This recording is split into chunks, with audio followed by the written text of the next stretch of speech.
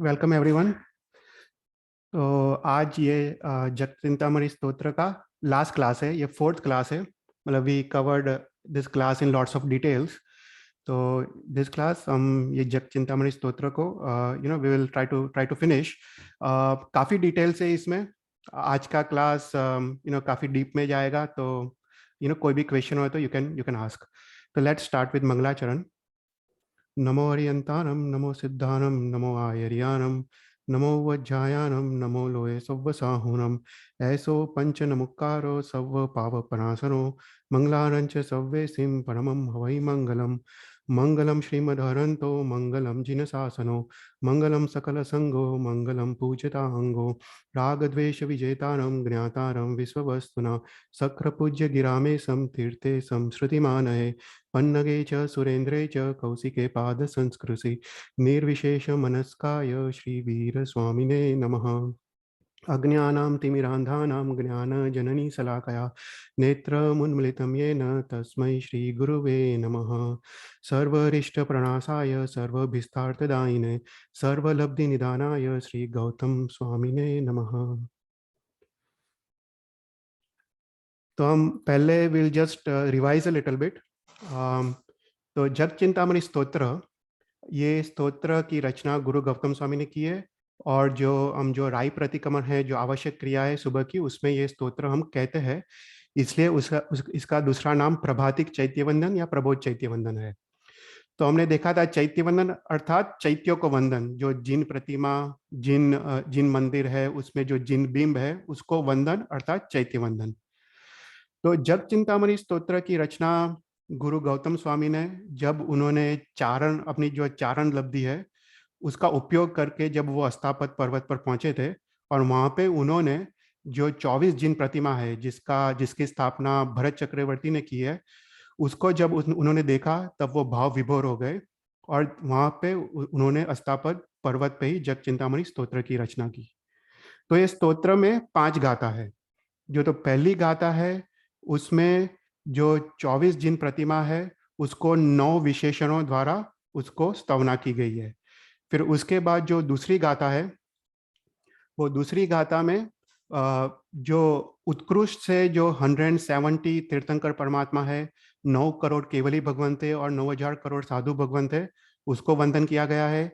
और वर्तमान काल में हम सांप्रतिक काल बोलते हैं, वर्तमान काल अर्थात संप्रति राजा का काल। तो सांप्रतिक काल में 20 वियरमान तीर्थंकर भगवान जो महाविद्य क्षेत्र में है, 2 करोड़ केवली भगवंत और 2,000 करोड़ साधु भगवंत को उन्होंने वंदना किया है। फिर थर्ड गाथा में जो अपने जो 5 महान जो तीर्थ है, वो तीर्थ में जो मूल नायक भगवान है उसको वंदन किया गया है। और फोर्थ और फिफ्थ गाथा में ये समस्त 14 राजलोक में जो भी शाश्वत जिन चैत्य है, और इस शाश्वत जिन चैत्य में जो भी शाश्वत जिन प्रतिमा है उसकी संख्या बताकर उसको वंदन किया गया है। तो लेट्स ब्रीफली रिवाइज। हम पहले की आई थिंक हमने 4 गाथा तक लास्ट किया था। हम एक बार उसका तुरंत हम मीनिंग देख लेते हैं and then we'll move forward. तो हमने देखा कि अपने धर्म की शुरुआत गुरु की आज्ञा से की जाती है, राइट। गुरु के प्रति विनय से अपने धर्म की शुरुआत होती है, और इसको हम इच्छाकार समाचारी बोलते हैं। तो अपने शास्त्र में 10 टाइप की समाचारी होती है, उसमें से एक जो समाचारी है उसको इच्छाकार समाचारी बोलते हैं। उसका अर्थ है गुरु की आज्ञा ही अपनी इच्छा है, अपनी स्वयं की कोई इच्छा नहीं है, उसको इच्छाकार समाचारी बोलते हैं। तो यहाँ पे गुरु गौतम स्वामी ने भगवान को याद करके भगवान से यहाँ पे उन्होंने परमिशन मांगी है कि हे भगवंत, आपकी आज्ञा हो तो मैं ये चैत्यवंदन नाम का अनुष्ठान कर सकता हूँ या नहीं। तो यहाँ से एक प्रकार का विनय का सूचक है और इच्छाकार समाचारी का पालन होता है। उसके बाद पहली गाथा में 9 विशेषणों द्वारा 24 जिन प्रतिमा की स्तवना की गई है। तो पहला विशेषण हमने देखा वो है जग चिंतामणि। तो बोले भगवान कैसे है, तो भगवान भव्य जीवों के लिए चिंतामणि रत्न समान है। चिंतामणि रत्न जैसे अपने इच्छा मात्र से ही उसका हमको फल मिलता है, उसकी प्राप्ति होती है, उसी प्रकार जो भी भव्य जीव भगवान की स्तुति वंदना पूजन आदि करते हैं उससे लाभांतराय कर्म का संरक्षण होता है, और उससे उसको सभी चीज की, सभी कल्याण की प्राप्ति होती है और अंत में मोक्ष की प्राप्ति होती है। फिर दूसरा विशेषण था जग के नाथ। तो भगवान कैसे है, जो भी भव्य जीव है और भव्य जीवों में भी जो लघुकर्मी जीव है, जो निकट में मोक्ष जाने वाले हैं, उसके लिए भगवान नाथ समान है। हमने नाथ का जो अर्थ देखा था कि जो योग क्षेम करे वो नाथ। योग मतलब मोक्ष, जिसके पास मोक्ष मार्ग नहीं हो वो मोक्ष मार्ग का योग कराते हैं, और जो भी मोक्ष मार्ग में चल रहे हैं वो मार्ग का रक्षण करते हैं, तो उसको क्षेम कहते हैं। तो अ, भगवान नाथ है जो भव्य जीवों के लिए योगक्षेम करते हैं। फिर थर्ड विशेषण हमने देखा, भगवान कैसे है, भगवान जगत के गुरु है। तो यहाँ पे भगवान को लोकोत्तर गुरु की उपमा दी गई है कि भगवान भगवान आदिश्वर भगवान के ने जब केवल ज्ञान प्राप्त किया, उससे पहले मोक्ष मार्ग बंद था, और केवल ज्ञान प्राप्ति के बाद उन्होंने चतुर्विध संघ की स्थापना की, उन्होंने त्रिपदी दी, उससे गंधर्व भगवान ने द्वादशांगी की रचना की, और उसके बाद असंख्य पाद परंपरा तक काफी जीव ने ये मोक्ष मार्ग की आराधना करके वो मोक्ष गए। तो ये सब भगवान का ही प्रभाव है। तो यहाँ पे भगवान को जगत गुरु की उपमा दी गई है। फिर फोर्थ विशेषण था जगह रक्षण। जो भगवान कैसे है, भगवान सटकाई जीवों की रक्षण करते हैं, और भगवान अपने जो 35 अतिशय युक्त जो वाणी है उसमें अहिंसा की प्रचंड उद्घोषणा करते हैं। उसके बाद फिफ्थ विशेषण में देखा, भगवान कैसे, भगवान बंधु है, मतलब भाई है, जगत के जीवों के लिए भगवान भाई है। तो जब भी हमको असाता कर्म का उदय आता है, तब हमको भगवान के प्रभाव से हमको ये असाता का कर्म का उदय हमको दुख रूप नहीं लगता, पर कर्म का क्षय रूप लगता है, और हम समाधि हम प्राप्त करते हैं। तो ये सब भगवान का ही प्रभाव है। तो भगवान को जगत के बंधु की उपमा दी है। बंधु मतलब जो सुख दुख में साथ में हो उसको बंधु कहते हैं। फिर उसके बाद भगवान को सार्थवा की उपमा दी गई है। भगवान कैसे है, सार्थ मतलब मुसाफिर का समूह जो एक गांव से दूसरे गांव जाता है, और सार्थवा मतलब वो मुसाफिर के समूह का नेता जो सार्थ को उचित सामग्री प्रोवाइड करता है, उसका रक्षण करता है। तो भगवान जो भी जीव मोक्ष मार्ग में चल रहे हैं, वो बाह्य और अभ्यंतर विकास के लिए भगवान उचित सामग्री प्रोवाइड करते हैं, जैसे सदगुरु योग, उसके बाद शास्त्र आदि भगवान के प्रभाव से हमको प्राप्त होता है। उसके बाद सिक्स्थ विशेषण है, भगवान कैसे है, जगह भावी वियक्षण। जो अपने जो सद द्रव्यात्मक जो 14 राजलोक है, उसमें जो 6 द्रव्य है, राइट, पुद्गलस्तिकाय, जीवास्तिकाय, धर्मास्तिकाय और धर्मास्तिकाय आदि, तो ये भगवान ये समस्त द्रव्य को जानते हैं, उसके अनंत भूत वर्तमान और भविष्य के अनंत पर्याय और गुण को जानते हैं, और मात्र जानते नहीं है पर उसका प्रतिपादन करते हैं। ओके, तो भगवान को जगह भावी वियक्षण की उपमा दी गई है।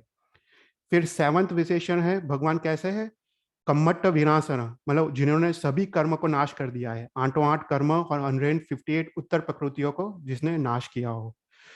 और लास्ट विशेषण है, भगवान कैसे है, अप्रिय शासन, जिसका शासन अप्रतिहत हो, जिसका शासन कोई खंडन नहीं कर सकता, कहीं पे विरोधाभास नहीं हो, जिसका शासन त्रिकुलाबाधित हो, मतलब भूत भविष्य और वर्तमान में जो कोई भी भगवान के शासन या भगवान के वचन को खंडन नहीं कर सकता, ऐसा भगवान का शासन है। तो ऐसे 9 विशेषणों द्वारा जो 24 जिन प्रतिमा है, 28 संठवीय रूह, जो अस्तापद पर्वत पे जो स्वदेह और स्वरूप से निर्मित जो 24 जिन प्रतिमा को यहाँ पे गौतम स्वामी ने वंदन किया है। तो ये था फर्स्ट गाथा का मीनिंग। फिर उसके बाद हम सेकंड गाथा की तरफ जाते हैं।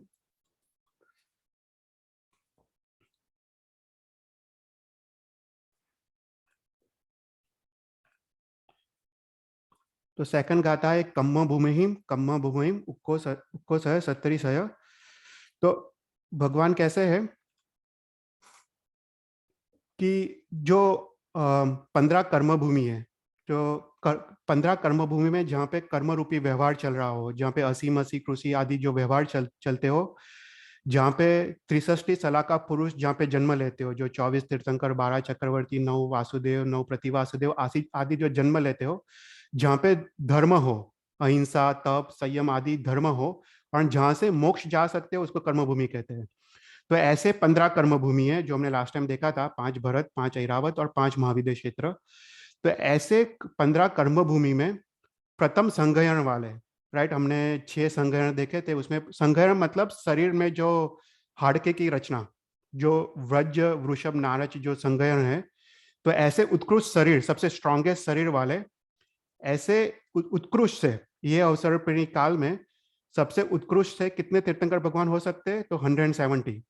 तो उक्को सय सत्री सय जीना वराना विहरंत लब्बही नव कोടി केवलीन। और उत्कृष्ट से कितने केवली भगवंत हो सकते हैं? 9 करोड़ केवली भगवंत। और कितने साधु भगवंत? कोड़ी सहस्र नव साहु गम्मई, 9,000 करोड़ साधु भगवंत। तो जब अजितनाथ भगवान और शांतिनाथ भगवान का काल था, तब उत्कृष्ट से 170 तीर्थंकर भगवान विहरमान थे। और अभी वर्तमान काल में, सांप्रतिक काल में 20 तीर्थंकर भगवान, 2 करोड़ साधु भगवंत और 2 करोड़ केवली भगवंत और 2,000 करोड़ साधु भगवंत को वंदन किया गया है। तो ये था सेकंड गाथा का मीनिंग। और हमने लास्ट टाइम देखा था कि कैसे 170 होते हैं। तो जम्बू द्वीप में जैसे एक भरत एक ऐरावत है, घाटकीकन में 2 भरत 2 ऐरावत, और पुष्करावर्त द्वीप में 2 भरत और 2 ऐरावत है। और महाविद्य क्षेत्र, एक महाविद्य क्षेत्र में 32 विजय है। तो ऐसे 5 महाविद्य क्षेत्र है, तो 32 टाइम्स 5 160 प्लस 5 भरत और 5 ऐरावत। तो अगर सभी क्षेत्र में तीर्थंकर भगवान हो तो टोटल 170 तीर्थंकर भगवान होते हैं। ओके, तो ये सब हमने लास्ट टाइम देखा था, will not go into detail अभी। फिर उसके बाद तीसरी गाथा।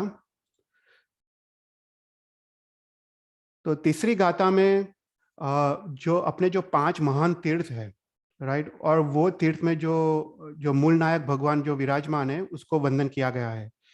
तो पहला जो तीर्थ है वो है ऋषह संतुंजी, शत्रुंजय पर्वत पे आदिश्वर भगवान ऋषभदेव भगवान को वंदन किया गया है। फिर दूसरा है उज्जैंती पौन नैमिजिरा, मतलब उज्जैंत गिरी, रैवत गिरी उसका दूसरा नाम, जो अभी गिरनार है उसको शास्त्र में रैवत गिरी या उज्जैन गिरी से उसको उल्लेख किया गया है। तो उस पे जो नेमिनाथ भगवान है, नेमिनाथ भगवान के 3 कल्याणक थे यहाँ पे, दीक्षा कल्याणक, केवल ज्ञान कल्याणक और निर्वाण कल्याणक। तो ऐसे नेमिनाथ भगवान को वंदन किया गया है। उसके बाद राजस्थान में साचोर करके गांव था, जो शास्त्र में सत्यपुरी करके वो फेमस था। वो एक एकदम महाप्रभावक वहां पे एक तीर्थ था महावीर स्वामी भगवान का, जो वहां पे ऐसा बोलते थे कि जो यक्ष था, ब्रह्म शांति यक्ष, वहां पे हजरा हजूर था। जो ये तीर्थ का खंडन अलाउद्दीन खिलजी ने किया, और वो तीर्थ, वो मूर्ति को वो खंडित करके वो दिल्ली ले गया। तो ऐसे सत्यपुरी गांव के, साचोर गांव के मंडर, मंडर मतलब आभूषण रूप वीर भगवान को यहाँ पे नमस्कार किया गया है। फिर फोर्थ है भरूच में, जो गुजरात में जो अभी भरूच है, उसमें अति प्राचीन मुनि सुव्रत स्वामी के समय से एक तीर्थ था, जो मुनि सुव्रत स्वामी विराजमान थे। तो वो तीर्थ को वंदन किया गया है। ये तीर्थ भी अभी हमारे पास है नहीं। जो भरूच में हाल का जो जुम्मा मस्जिद है, वो जुम्मा मस्जिद कहा जाता है कि वो एक अपना मुनीश्वर स्वामी का वो तीर्थ था। और जो फिफ्थ जो तीर्थ था वो मथुरा में कल्पद्रुम पार्श्वनाथ भगवान का तीर्थ था। वो भी हाल में अभी नहीं है, पर उसके अवशेष म्यूजियम में मिले जाते हैं। तो ऐसे 5 पंच तीर्थ को गौतम स्वामी ने याद करके यहाँ पे उनको वंदन किया गया है। तो आउट ऑफ 5 ओनली अभी 2 तीर्थ ही बाकी है जो जग चिंतामणि स्तोत्र में उसका उल्लेख किया गया है। तो 3 तीर्थों का वो खंडित हो गए, 3 तीर्थ।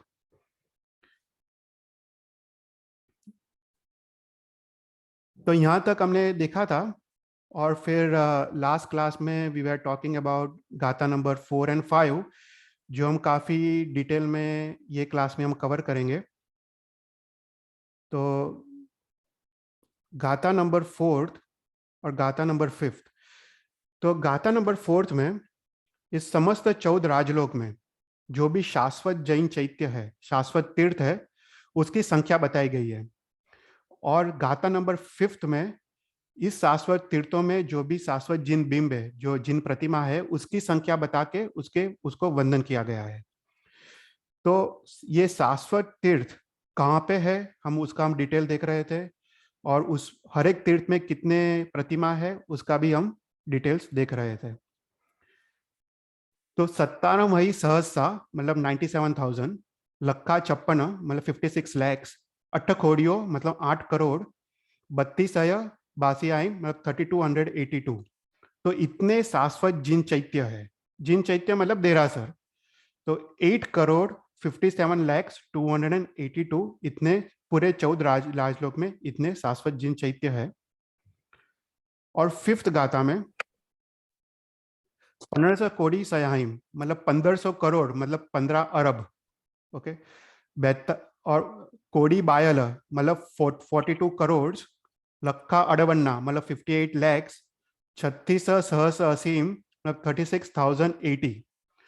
तो 15 अरब 42 करोड़ 58 lakhs 36,080 इतने शाश्वत जिन बिंब है, मतलब भगवान की प्रतिमाएं हैं। ओके, तो इतने जग चिंतामणि स्तोत्र में इतने सारे चैत्य और इतने सारे जिन बिंब को वंदन किया गया है, इसलिए ये स्तोत्र काफी इंपॉर्टेंट स्तोत्र है। इसलिए इस स्तोत्र को हमको प्रभात में हर सुबह को हमको बोलना चाहिए, तो इससे उत्कृष्ट पुण्य का अनुबंध होता है। तो अभी हम इसके बारे में हम थोड़ा डिटेल्स में देख रहे थे। तो वी वर टॉकिंग अबाउट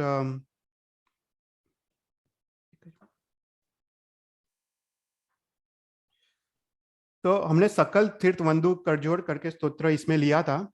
तो we are trying to combine two स्तोत्रस।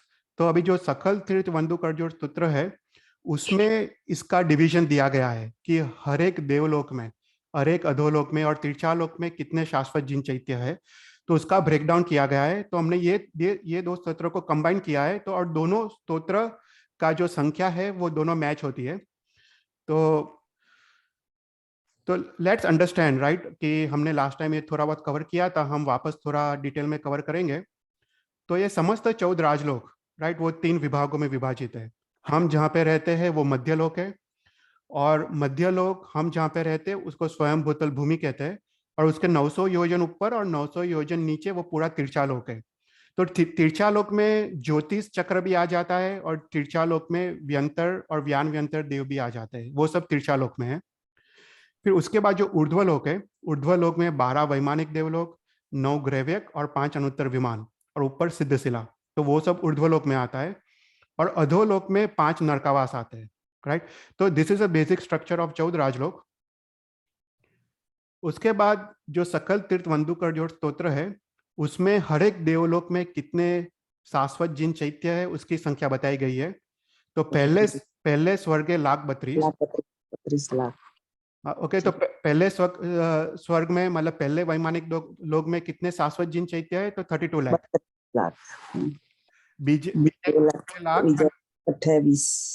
BJ lakh 28 lakhs, right. तो ऐसा जो पहली 6 गाथा है सकल तीर्थ वंदु करजोड़ में, उसमें वैमानिक देवलोक, उसमें जो 12 वैमानिक देवलोक, 9 ग्रैव्यक और 5 अनुत्तर, तो उसमें कितने शाश्वत जिन चैत्य है उसकी संख्या बताई गई है। 1,84,000 अधिक हो गए, राइट। तो पहले देवलोक में जो सौधर्मा देवलोक में 32 lakhs, सेकंड ईशान देवलोक में 28 lakhs, सनत कुमार में 12 lakhs, फोर्थ देवलोक में 8 lakhs, फिफ्थ में 4 lakhs, सिक्स में 50 lakhs, सेवंथ में 50,000, सेवंथ में 40,000, एट में 6,000, नाइन्थ और 10th में 400, 11th और 12th में 300, और 9 ग्रेवियक्स सभी 9 के 9 मिला के 318, और 5 अनुत्तर में 5। तो ऐसा करके ऊर्ध्वलोक में 84,97,023 शाश्वत जिन चैत्य है। तो अभी हम लास्ट टाइम हम देख रहे थे कि जो वैमानिक देवलोक का जो स्ट्रक्चर है, राइट, जो अगर पहला जो सौधर्मा देवलोक ले ले तो उसमें 32 lakhs देवताओं के विमान है। ओके, तो हर एक देवताओं के विमान में एक शाश्वत जिन चैत्य है। अभी जो ये देवताओं का विमान होता है वो अपने भरत क्षेत्र से भी बड़ा है, एक एक विमान it's even bigger than our entire Bharat क्षेत्र। तो इतने बड़े बड़े विमान होते हैं, और हर एक विमान में एक शाश्वत जिन चैत्य है। तो ऐसे करके ईशान में देयर आर 28 lakhs देवताओं के विमान, और हर एक विमान में एक शाश्वत जिन चैत्य है। ओके, तो ये चैत्य उसके बारे में हम देख रहे थे। तो ये चैत्य कितने बड़े हैं, तो हर एक जिन भवन, हर एक देरासर वो 100 योजन बाय 50 योजन बाय 72 योजन, इतने बड़े देरासर है। अगर उसको नॉर्मल किलोमीटर्स में कन्वर्ट किया जाए, it's like 1200 kilometres by 600 kilometres by 864 kilometres. तो पूरा एक अगर कंट्री ले ले तो उतना बड़ा एक देरासर होता है। तो इतने बड़े बड़े देरासर हर एक देवताओं के विमान में है। फिर उसके बाद हमने वो जिन भवन का डिस्क्रिप्शन देखा था कि हर एक जिन भवन वो रत्न का बना होता है, सुवर्ण और रत्नमय होता है। और हर एक देवताओं के हर एक भवन में 3 द्वार होते हैं। पश्चिम के अलावा देर आर 3 गेट्स। ओके, 3 द्वार होते हैं और हर एक द्वार पे देर आर 6 थिंग्स। ओके, 6 स्थान होते हैं। उसमें एक मुख मंडप होता है। मुख मंडप मतलब जहाँ पे लोग तैयार होते हैं। रंग मंडप मतलब जहाँ वो एम्फी थिएटर जैसा, जहाँ पे लोग नाटक देखते हैं। फिर उसके बाद एक मणिमय पीठिका होती है जिसपे एक चौमुखी प्रतिमा होती है। ओके, तो हर एक द्वार पे एक चौमुखी प्रतिमा होती है। और हर एक प्रतिमा जो देवताओं की विमान में जो प्रतिमा होती है वो 7, उसका हाइट 7 हाथ होती है, 7 फीट। ओके, 7 हाथ की वो प्रतिमा होती है। उसके बाद हर एक द्वार पे एक एक अशोक वृक्ष की पीठिका होती है जिसमें 8 योजन ऊंचा अशोक वृक्ष होता है। एक ध्वज की पीठिका होती है जिसमें 16 योजन ऊंचा इंद्रध्वज होता है। और फिर एक जल की वावड़ी मतलब पॉन्ड्स होते हैं। तो हर एक द्वार पे ये 6 स्थान होते हैं। तो देर आर 3 द्वार्स, पश्चिम के अलावा देर आर 3 द्वार्स। तो 4 टाइम्स 3, ओके, 12 शाश्वती जिन प्रतिमा होती है वो द्वार पे। और उसके बाद जो मुख्य जो घबारा है, मुख्य घबारा में देर आर 27 चौमुखी प्रतिमा। ओके, तो 27 टाइम्स 4 108। ओके, तो 108 प्लस जो 3 द्वार है उसमें 12, तो 108 प्लस 12 इज 120 जिन प्रतिमा। तो देर आर 120 जिन प्रतिमा इन द देरासर। उसके बाद हर एक जो देवताओं के विमान होते हैं उसमें 5 सभा होती है। सभा मतलब हॉल्स।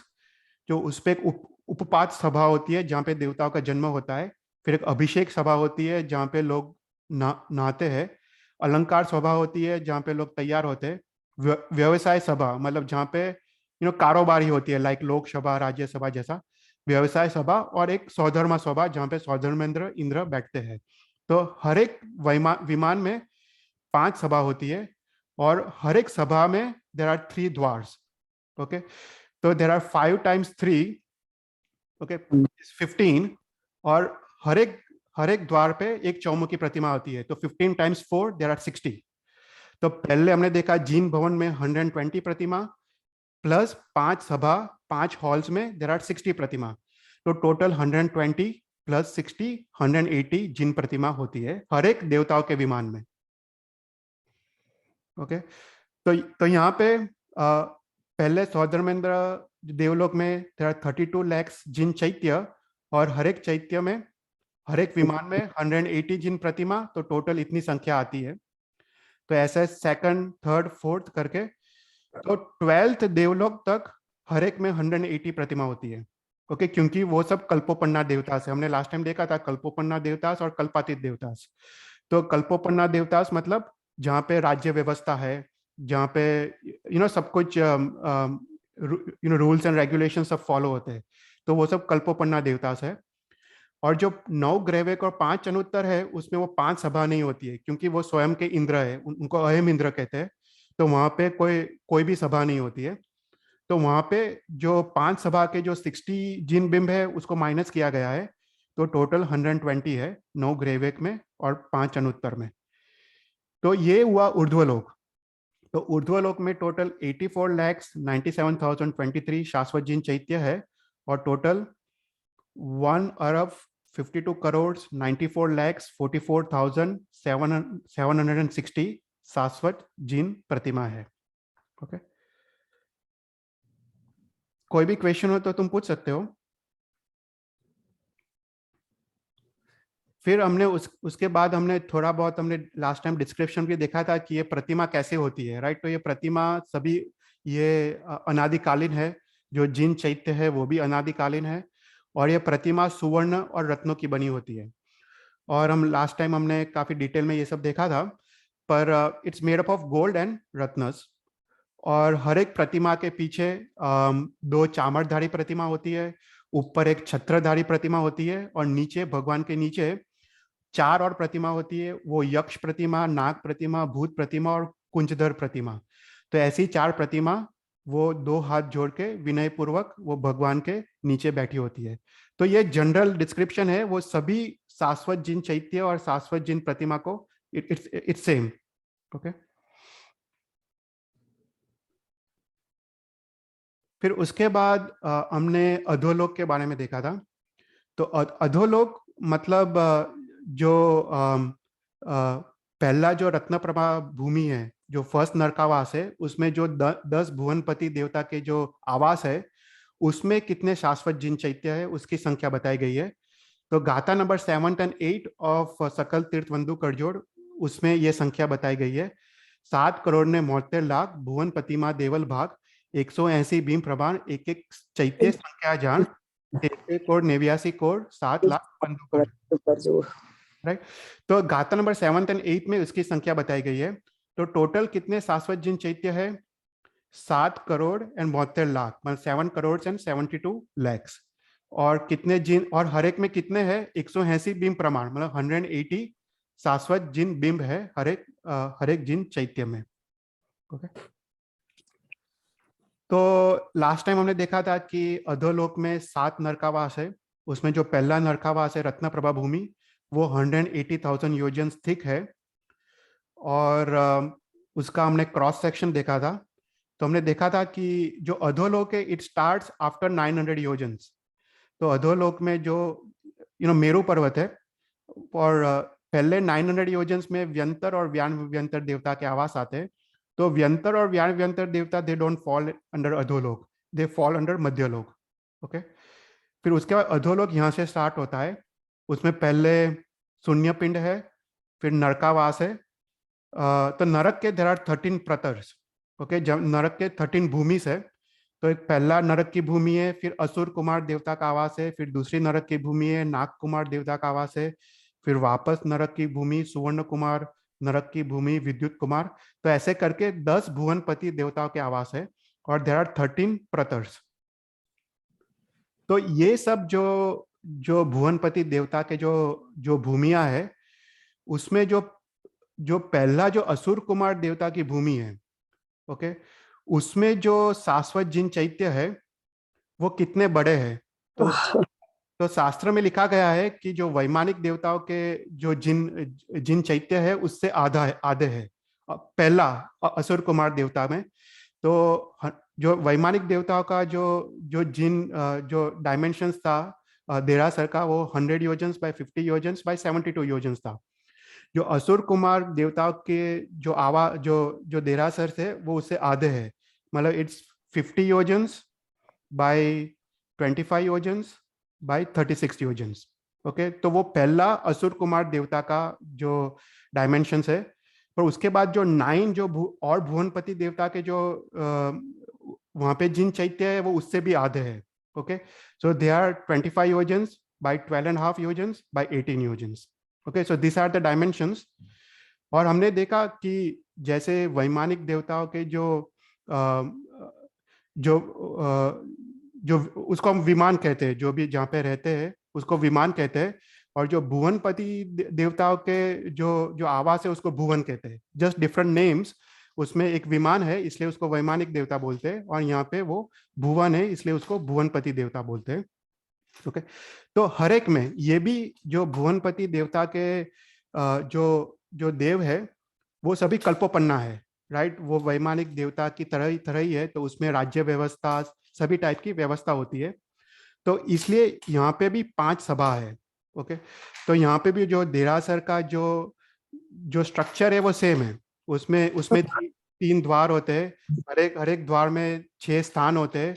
हर एक द्वार पे एक चौमुखी प्रतिमा होती है, बीच में घबारा होता है, घबारा में 27 चौमुखी प्रतिमा होती है।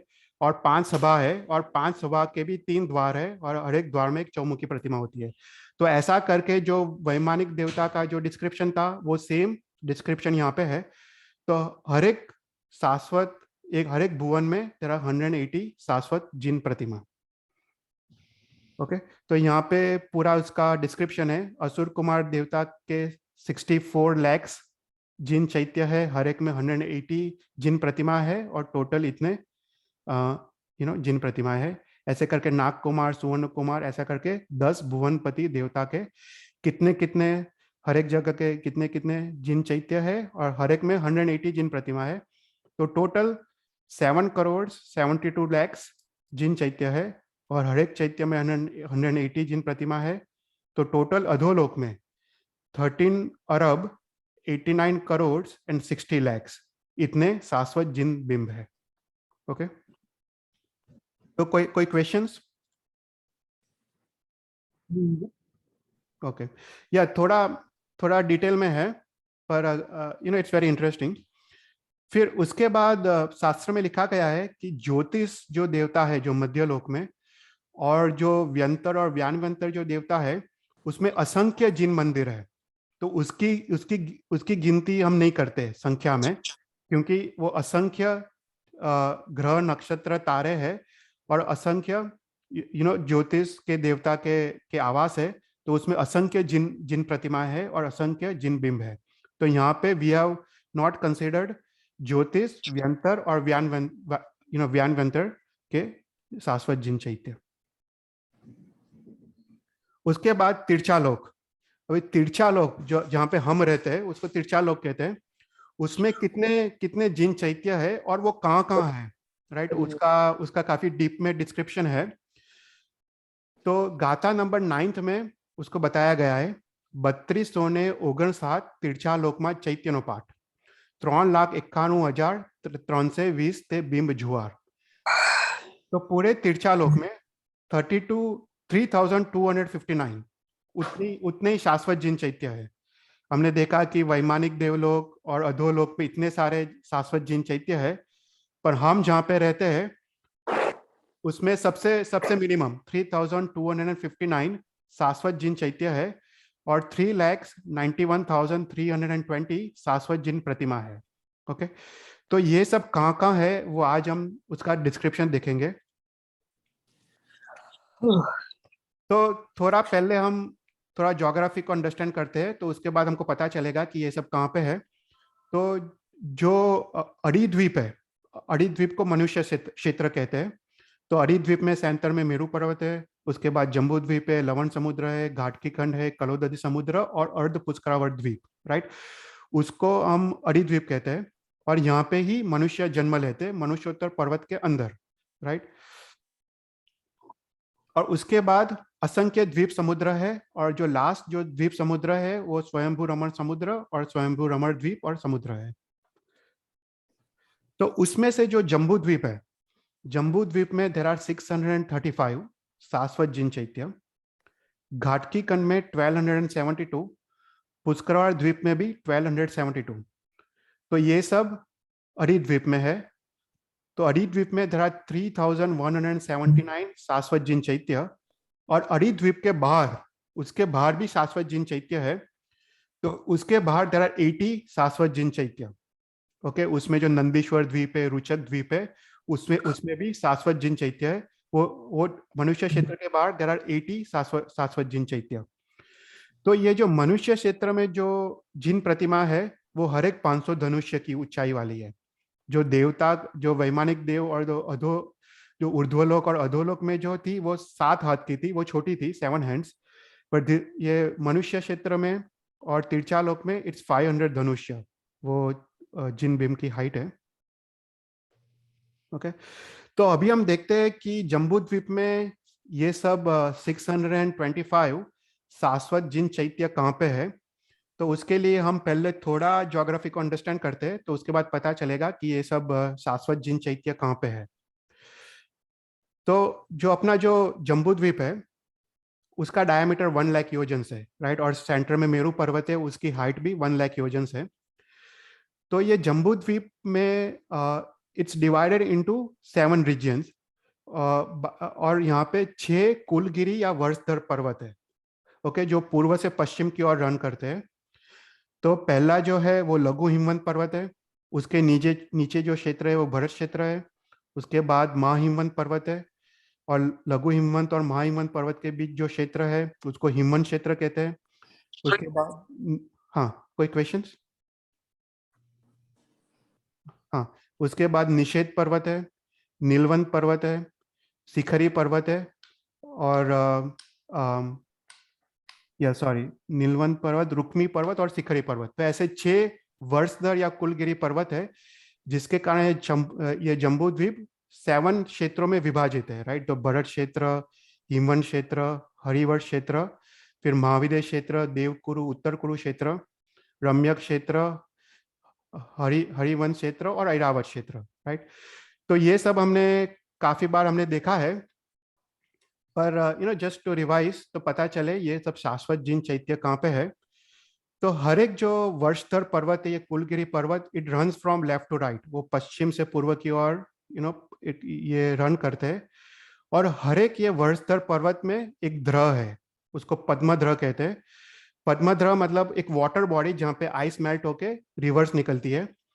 तो जैसे लघु हिमवत पर्वत पे जो ध्रह है वो पद्मध्रह है, पद्मध्रह से गंगा नदी निकलती है और सिंधु नदी निकलती है, और वो लवण समुद्र में जा मिलती है। उसके बाद पद्मध्रह से एक और उत्तर में नदी निकलती है, वो रोहितांश नदी है। उसी तरह महापद्मध्रह वो हिमवत पर्वत पे है, उससे भी 2 नदियां निकलती है।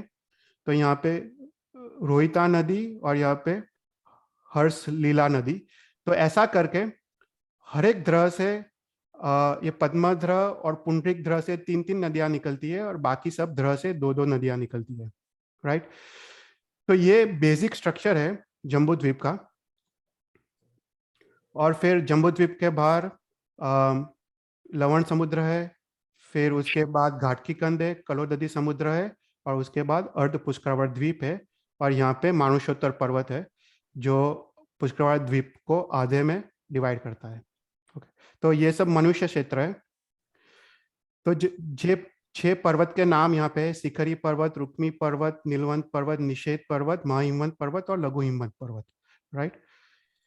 और ये जो 6 ध्रह के नाम है: पद्मध्रह, महापद्मध्रह, तिगिंची ध्रह, केसरी ध्रह, महापुंडरिक ध्रह और पुंडरिक ध्रह।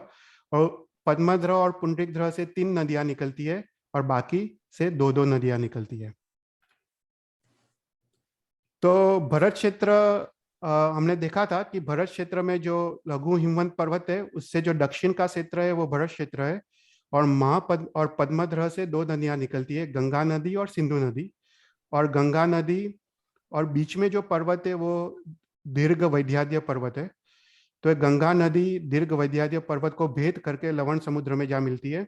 और यहाँ पे सिंधु नदी पश्चिम की ओर से निकल के दीर्घ वैद्याद्य पर्वत को भेद करके वो लवण समुद्र में मिलती है। तो ये जो दीर्घ वैद्याद्य पर्वत और गंगा नदी और सिंधु नदी के कारण ये भरत क्षेत्र 6 खंडों में विभाजित है, राइट। तो ये सब हमने देखा था। तो अभी ये सब शाश्वत जिन चैत्य कहाँ पे है, ये शास्त्र में बताया गया है। तो भरत क्षेत्र में देर आर टोटल 3 शाश्वत जिन चैत्य है। ओके, तो ये 3 शाश्वत चैत्य कहाँ पे है? तो शास्त्र में लिखा गया है, जो गंगा नदी है और सिंधु नदी है। तो गंगा नदी और सिंधु नदी जहाँ पे गिरती है उसको प्रताप कुंड कहते हैं। जहाँ जो वो जब माउंटेन से निकल के जहाँ पे वो पानी गिरता है उसको प्रताप कुंड कहते हैं। तो ये प्रताप कुंड पे एक शाश्वत जिन चैत्य है। तो गंगा नदी के प्रताप कुंड में एक शाश्वत जिन चैत्य है, और सिंधु नदी के प्रताप कुंड में एक शाश्वत जिन चैत्य है। उसके बाद जो दीर्घ वैद्याद्य पर्वत है, जो बीच वाला जो दीर्घ वैद्याद्य पर्वत है यहाँ पे, उसमें एक शाश्वत जिन चैत्य है। ओके, तो एक यहाँ पे है, यहाँ पे जो नदी जो पर्वत से नीचे गिरती है उसको प्रताप कुंड पे, तो यहाँ पे एक जिन चैत्य है, दूसरा यहाँ पे जिन चैत्य है, और दूसरा थर्ड दीर्घ वैद्याद्य पर्वत पे एक जिन चैत्य है। तो भरत क्षेत्र में टोटल 3 जिन चैत्य है। फिर उसके बाद जो लघु हिमवंत पर्वत है उस पे 2 जिन चैत्य है। जो ये लघु हिमवंत पर्वत है उसमें एक जिन चैत्य पद्मध्रह पे है। ओके, जहाँ पे वो नदी निकलती है, यहाँ पे एक शाश्वत जिन चैत्य है, और दूसरा चैत्य इसके शिखर पे है, लघु हिमवंत पर्वत के शिखर पे है। ओके, तो हर एक क्षेत्र में 3 जिन चैत्य है, और हर एक पर्वत पे 2 जिन चैत्य है। सो फॉर एग्जाम्पल, दूसरा हिमवंत क्षेत्र है। हिमवंत क्षेत्र पे 2 नदियां है, एक रोहिता नदी और दूसरा रोहितांश नदी। तो रोहिता नदी के प्रताप कुंड पे और रोहितांश नदी के प्रताप कुंड पे एक एक जिन चैत्य है। और उसके बाद जो वृत्त वैद्याद्य पर्वत है, अगर तुम हिमवन क्षेत्र देखो ना, लेट मी गो बैक, तो ये जो सेंटर जो पर्वत है उसको वृत्त वैद्याद्य पर्वत बोलते हैं। उसका नाम सप्तपाती पर्वत है। तो यहाँ पे एक जिन चैत्य है। तो एक जिन चैत्य ये जो रोहितांश नदी के प्रताप कुंड पे, दूसरा जिन चैत्य रोहिता नदी के प्रताप कुंड पे, और थर्ड जिन चैत्य सप्तपाती पर्वत के शिखर पे।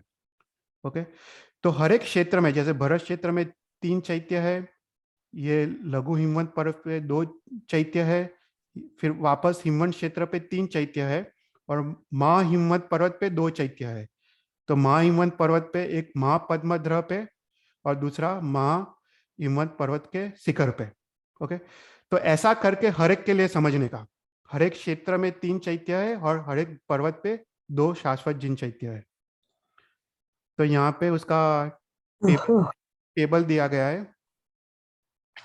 ओके, तो जम्बू द्वीप में भरत क्षेत्र में 3 चैत्य है, उसमें गंगा के प्रताप कुंड में, सिंधु के प्रताप कुंड में और दीर्घ वैद्याट पर्वत पे। फिर लघु हिमवंत पर्वत पे 2 है, एक शिखर पे और एक ध्रुव पे जो पद्मध्र है उसमें। फिर हिमवंत क्षेत्र में 3, महाहिमवंत पर्वत पे 2, हरिवर्ष क्षेत्र में 3, निषेध पर्वत पे 2।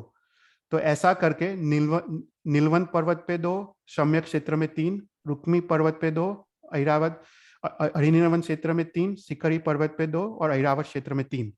तो ऐसा करके टोटल 30 जिन चैत्य है। और हर एक जिन चैत्य पे 120 जिन प्रतिमा है।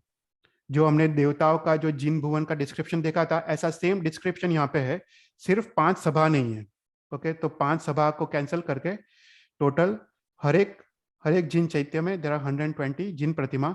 तो टोटल देर आर 3600 जिन प्रतिमा। ओके, तो यहाँ पे उसका मैप दिया गया है कि कहाँ कहाँ शाश्वत जिन चैत्य है। फिर उसके बाद दूसरा है महाविद्य क्षेत्र में। तो महाविद्य क्षेत्र में कितने जिन चैत्य है उसकी संख्या बताई गई है। तो जो निषेध पर्वत और नीलवंत पर्वत, उसके जो बीच वाला जो क्षेत्र है उसमें 3 क्षेत्र है। उसमें महाविद्य क्षेत्र है, उत्तर कुरुक्षेत्र है यहाँ पे, और दक्षिण में देव कुरुक्षेत्र है। राइट, तो 3 क्षेत्र है।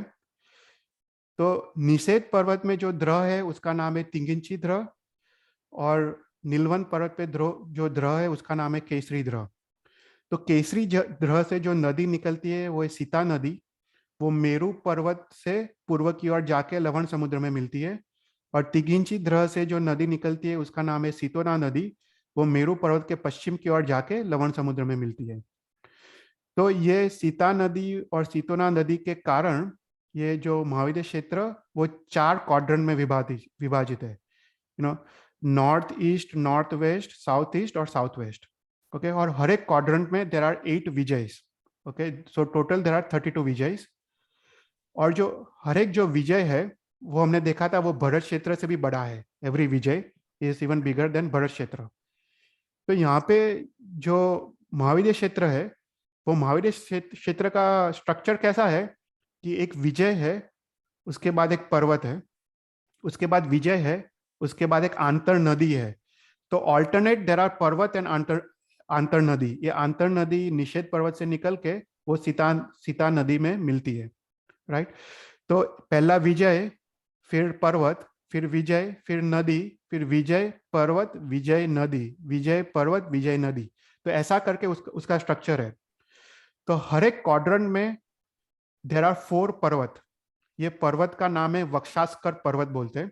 तो हर एक क्वाड्रेंट में देर आर 4 पर्वत और 3 आंतर नदी। तो total there are 4 quadrants. So there are 16 वक्षास्कर पर्वत और 12 आंतर नदी।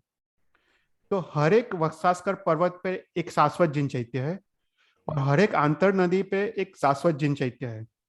Okay, so total there are 16 वक्षास्कर पर्वत और 12 आंतर नदी। तो 16 + 12 28। तो 28 शाश्वत जिन चैत्य ये पर्वतों पे और नदियों पे है।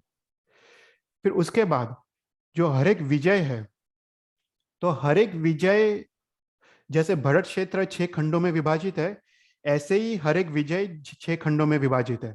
Okay, it's a same structure. तो यहाँ पे उसका मैप है। तो जैसे इफ यू टेक एक विजय, महाविद्य क्षेत्र का एक विजय, उसमें से जैसे भरत क्षेत्र में दो नदियां निकलती है, गंगा और सिंधु, उसी प्रकार यहाँ से निषेध पर्वत से दो नदियां निकलती है। और महाविद्य क्षेत्र के सेंटर में दीर्घ वैद्याद्य पर्वत है। जैसे भरत क्षेत्र के सेंटर में दीर्घ वैद्याद्य पर्वत है, उसी तरह महाविद्य क्षेत्र के सेंटर में भी दीर्घ वैद्याद्य पर्वत है।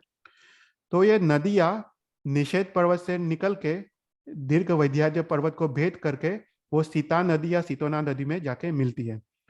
तो इसके कारण ये महाविद्य क्षेत्र का हर एक विजय 6 खंडों में विभाजित है, लाइक भरत क्षेत्र। तो जैसे भरत क्षेत्र में हर एक क्षेत्र में 3 जिन चैत्य है, उसी प्रकार महाविद्य क्षेत्र के हर एक विजय में 3 चैत्य है। एक ये नदियों के प्रताप कुंड में जहाँ पे नदियां गिरती है, वहां पे एक शाश्वत जिन चैत्य है।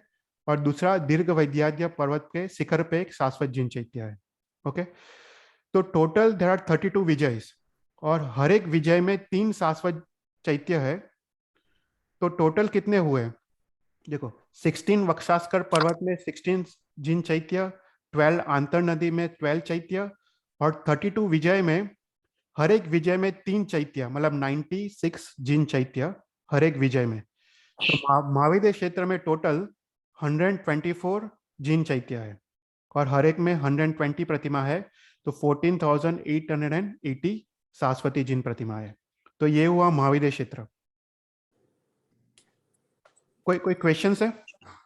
चेतन भाई, ये आपने बताया कि हर विजय में 6 खंड है, राइट? और हर खंड में 3 शाश्वत बिंब, जिन बिंब है। जिन शाश्वत जिन चैत्य, हाँ चैत्य, हाँ।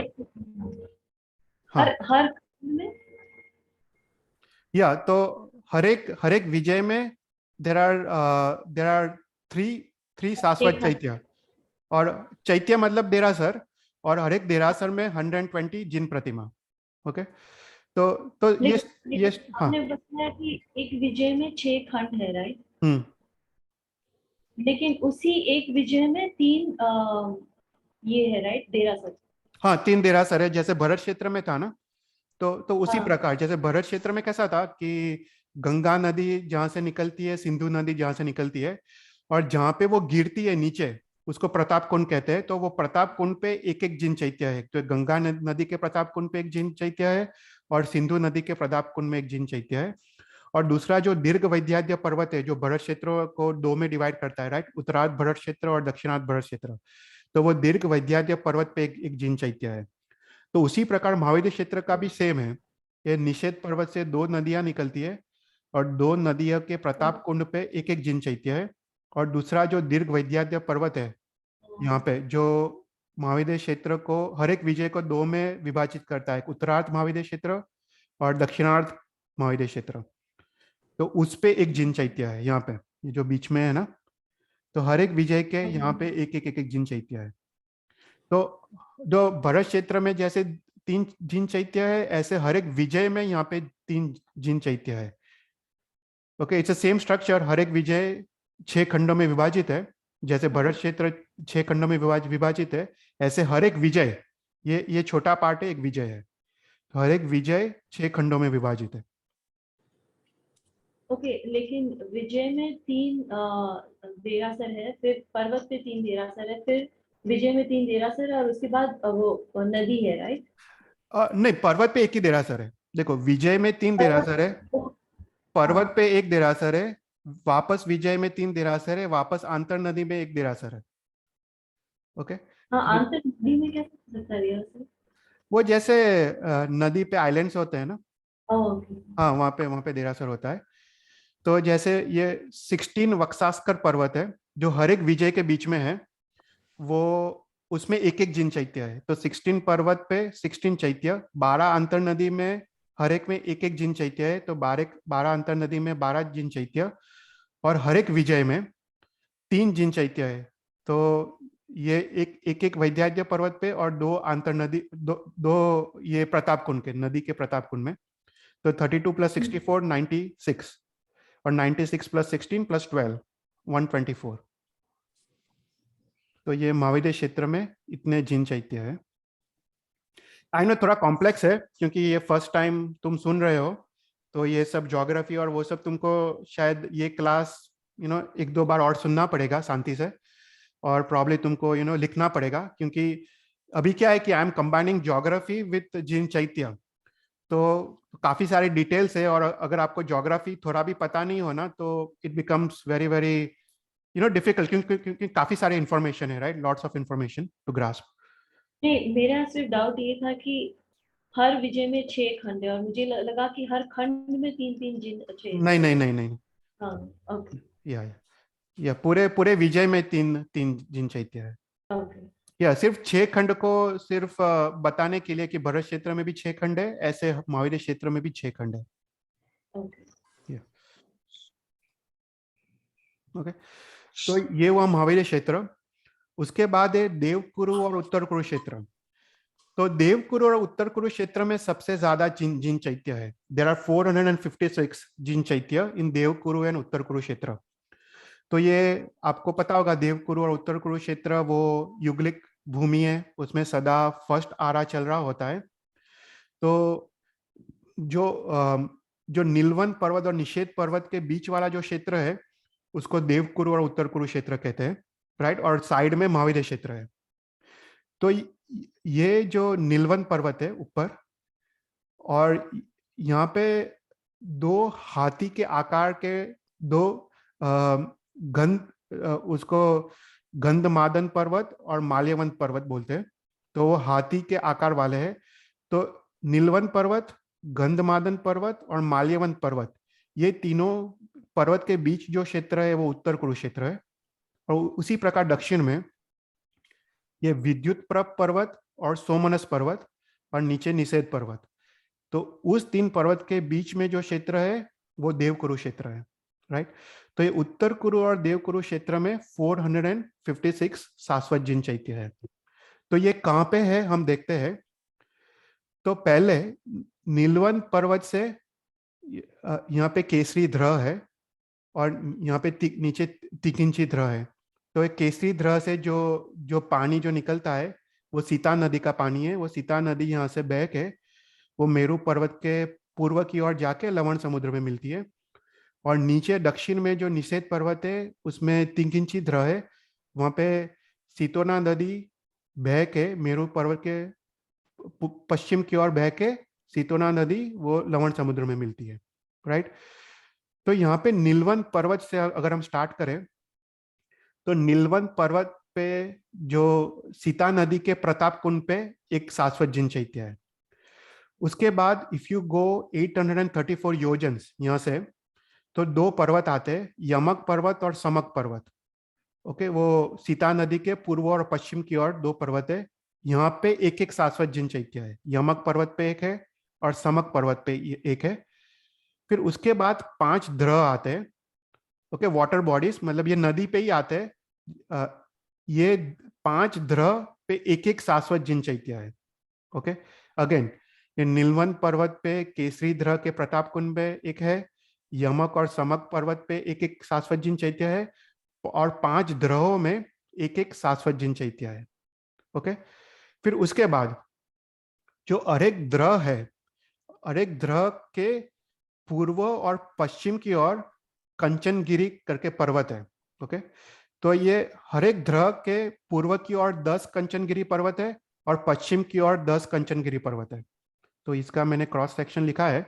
तो यहाँ पे एक ध्रह है, यहाँ पे यमक और समक पर्वत है, यहाँ पे सीता नदी है, और हर एक ध्रह के लेफ्ट पूर्व में 10 कंचनगिरी पर्वत है और पश्चिम में 10 कंचनगिरी पर्वत है।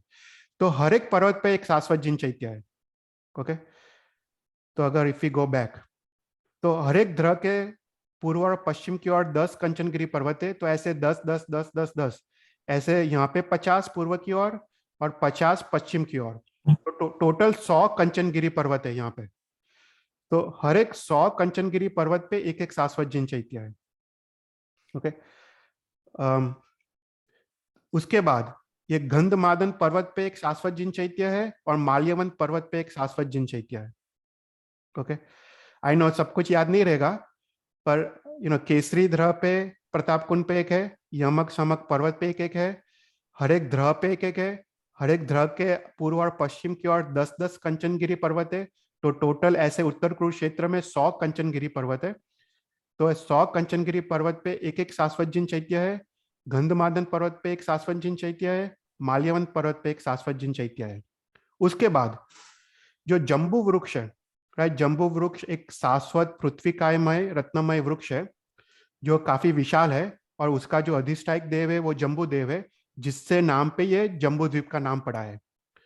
तो ये जम्बू वृक्ष पे कितने शाश्वत जिन चैत्य है उसकी संख्या बताई गई है।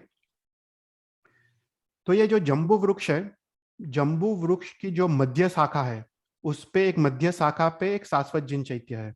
हम ये जम्बू वृक्ष के डिटेल में इतना नहीं जाएंगे, हम वो तीर्थंकर क्लास में कवर करेंगे। पर ये क्लास में we are trying to understand कि ये शाश्वत जिन चैत्य कहाँ पे है। तो ये जम्बू वृक्ष के जो मध्य शाखा है, मध्य शाखा में एक शाश्वत जिन चैत्य है। उसके बाद ये जम्बू वृक्ष जो एक बड़ा जम्बू वृक्ष है, उसके चारों ओर देर आर 108 स्मॉल जम्बू वृक्ष। ओके, तो हर एक जो छोटे जम्बू वृक्ष है 108, उस पे एक एक शाश्वत जिन चैत्य है। तो सेंटर के जम्बू वृक्ष में एक शाश्वत जिन चैत्य है, और 108 जो जम्बू वृक्ष है जो पूरा सर्कल है उस पे एक एक शाश्वत जिन चैत्य है। ओके, फिर उसके अलावा जम्बू वृक्ष के चारों ओर 3 वन है, जो अंदर का वन है, मध्य वन है और बाह्य वन है। वन मतलब फॉरेस्ट। और उसके 4 दिशा में 4 भवन है। भवन ये मतलब देवताओं के भवन है। और फिर प्रसाद है, मतलब जहाँ पे देवता रहते हैं। और ये भवन के प्रसाद के बीच एक पर्वत है। तो देर आर 8 पर्वत। ओके, और हर एक पर्वत पे एक शाश्वत जिन चैत्य है। तो टोटल 8 शाश्वत जिन चैत्य वो वन में है, फॉरेस्ट में है। ओके, तो जस्ट टू रिट्रेट, सेंटर जम्बू वृक्ष में मध्य शाखा में एक शाश्वत जिन चैत्य है। उसके बाद 108 छोटे जम्बू वृक्ष में एक शाश्वत जिन चैत्य है। उसके बाद 8 जो वन है, वो वन में जो पर्वत है, उस पर्वत पे एक एक जिन चैत्य है। तो जम्बू वृक्ष पे टोटल 117 शाश्वत जिन चैत्य है इन जम्बू वृक्ष। ओके, तो यहाँ पे थोड़ा कहीं से पिक्चर मिला है। तो यहाँ पे जम्बू वृक्ष पे एक जिन चैत्य है, फिर यहाँ पे छोटे जम्बू वृक्ष है, वहाँ पे 108 जिन चैत्य है, और उसके बाद जो उसके सराउंडिंग जो वन है, वन पे 8 जिन चैत्य है। ओके, तो जो उत्तर कुरु या देव कुरु क्षेत्र ले लो, तो उत्तर कुरु क्षेत्र में जो पहला एक है वो केसरी ध्र के प्रताप कुंड में है, फिर 2 यमक और शमक पर्वत पे है, फिर 5 वो ध्रुवों में है, 100 कंचनगिरी पर्वत पे है, 117 जम्बू वृक्ष पे है, 2 गंधमादन और जो हाथी दांत के जो माल्यवन जो पर्वत है उस पे है, और एक जो बचा वो देवकुरु क्षेत्र के सेंटर में है। ओके, जो हमने काउंट नहीं किया, वो हर एक वो देवकुरु क्षेत्र के सेंटर में है। तो टोटल 228 शाश्वत जिन चैत्य है। तो उसी प्रकार उत्तर कुरुक्षेत्र में भी 228 जिन चैत्य है। तो उत्तर कुरुक्षेत्र में भी एक वृक्ष है, उसका नाम है शामली वृक्ष। वो भी जम्बू वृक्ष की तरह ही एक शाश्वत वृक्ष है। तो देव कुरुक्षेत्र में 228, उत्तर कुरुक्षेत्र में 228। ओके, तो यहाँ पे डिटेल्स है। ओके, सीता नदी के ध्रुव पे ये देवकुरु है, पर उत्तर कुरु समझने में इजी है। सीता नदी के ध्रुव में यमक शमक पर्वत पे 5 ध्रुव में, 100 कंचनगिरी पर्वत में, 117 जम्बू वृक्ष में, एक माल्यवंत पर्वत में, एक गंधमादन पर्वत में, और एक उत्तर कुरु क्षेत्र के मध्य में। ओके, तो ऐसे 228 शाश्वत जिन चैत्य है, और टोटल 456, और हर एक में 120 में 20 जिन प्रतिमा है। तो टोटल 54,720 शाश्वत जिन प्रतिमा है। तो सबको याद रहा कहाँ कहाँ कितने हैं। हर एक क्षेत्र हमने देखा था, भरत क्षेत्र, हर एक क्षेत्र और वो सब मिला के 30 थी। उसके बाद हमने महाविद्य क्षेत्र में 124 शाश्वत जिन चैत्य। उसके बाद देवकुरु और उत्तर कुरु में 456 जिन चैत्य, और लास्ट में बाकी रहा मेरू पर्वत। ओके, तो मेरू पर्वत पे कितने शाश्वत जिन चैत्य है? तो मेरू पर्वत में 25 शाश्वत जिन चैत्य है। तो जो मेरू पर्वत है वो 1,00,000 योजन ऊपर ऊंचा है। तो ये स्वयं भूतल भूमि से इफ यू गो 500 योजन्स तो एक वन आता है, उसका नाम है नंदन वन। तो ऐसे 3 वन आते हैं। तो पहला वन है नंदन वन। उसके बाद 62,500 योजन ऊपर जाओ तो सोमनस वन आता है। उसके बाद 36,000 ऊपर जाओ पांडुक वन आता है। और उसके बाद 40 योजन ऊपर जाओ तो चुलिका आती है, और यहाँ पे अभिषेक शिला है जहाँ पे भगवान का अभिषेक होता है। तो नंदन वन में 4 दिशा में 4 जिन चैत्य है, सोमनस वन में 4 दिशा में 4 जिन चैत्य है, पांडुक वन में 4 दिशा में 4 जिन चैत्य है, और चुलिका पे 1 जिन चैत्य है। तो कितने हुए? 12 + 1 13। ओके। उसके बाद जो नीचे जो वन है उसको भद्रासाल वन बोलते हैं। जो मेरू पर्वत के नीचे जो वन है ना यहाँ पे, वो उसका नाम है भद्रासाल वन। और भद्रासाल वन में 8 जिन चैत्य है। ओके। तो हर एक जो कॉर्नर्स है, 8 कॉर्नर्स, उस पे एक पर्वत है, उसका नाम है करिकुट पर्वत। और करिकुट पर्वत पे एक एक जिन चैत्य है। तो टोटल 8 जिन चैत्य भद्रासाल वन में है। ओके। तो यहाँ पे उसका मैप है। तो भद्रासाल वन के करिकुट पर्वत पे 8 जिन चैत्य है, नंदन वन में 4, सोमनस वन में 4, पांडुक वन में 4 और चुलिका पे 1। तो ऐसा करके 25 जिन चैत्य मेरू पर्वत पे है। ओके। तो ऐसा करके इफ यू ऐड एवरीथिंग 25 + 456 + 124 + 30, तो कितने हैं जम्बू द्वीप में? 635 शाश्वत जिन चैत्य है जम्बू द्वीप में। फिर जम्बू द्वीप के बाहर लवण समुद्र है, लवण समुद्र के बाहर घाटकी खंड है। तो घाटकी खंड में हर एक चीज 2-2 है, राइट। तो 2 मेरू पर्वत है, 2 ऐरावत है, 2 भरत क्षेत्र है और 2 महाविद्य क्षेत्र है। तो एवरीथिंग डबल्स। तो घाटकी खंड में 1270, और उसी तरह पुष्करवाड़ा द्वीप में भी एवरीथिंग इज 2, तो वहां पे भी 1270। ओके। फिर उसके बाद ये 1272 आता है। वो कैसे आता है कि अगर तुम ये मैप देखो, तो अगर तुम पुष्करावर द्वीप देखो, तो पुष्करावर द्वीप में जो सेंटर में एक पर्वत है उसका नाम है इस्कुस्क्वार पर्वत। यहाँ पे जो पर्वत है ना, जो 2 भरत क्षेत्र के बीच में है, और यहाँ पे 2 भरत और 2 ऐरावत क्षेत्र। बेसिकली एक भरत ये पूरा को 2 में डिवाइड करता है। तो ये उत्तर, ये it runs from north to south. तो इस यहाँ पे ये इस्कुस्क्वार पर्वत है, उस पे एक जिन चैत्य है, और नीचे जो इस्कुस्क्वार पर्वत है उस पे एक जिन चैत्य है। तो उसी प्रकार घाटकी खंड में भी ये इस्कुस्क्वार पर्वत है। तो यहाँ पे एक जिन चैत्य है, यहाँ पे एक जिन चैत्य है। तो यू हैव टू ऐड 2 जिन चैत्यस। ओके, जो हमने देखा। तो 635 × 2 प्लस इस्कुस्क्वार पर्वत पे 2, तो टोटल 1272। उसी तरह पुष्कराल द्वीप में भी 1272, और हर एक में देयर आर 120 जिन प्रतिमा। ओके, कोई क्वेश्चंस?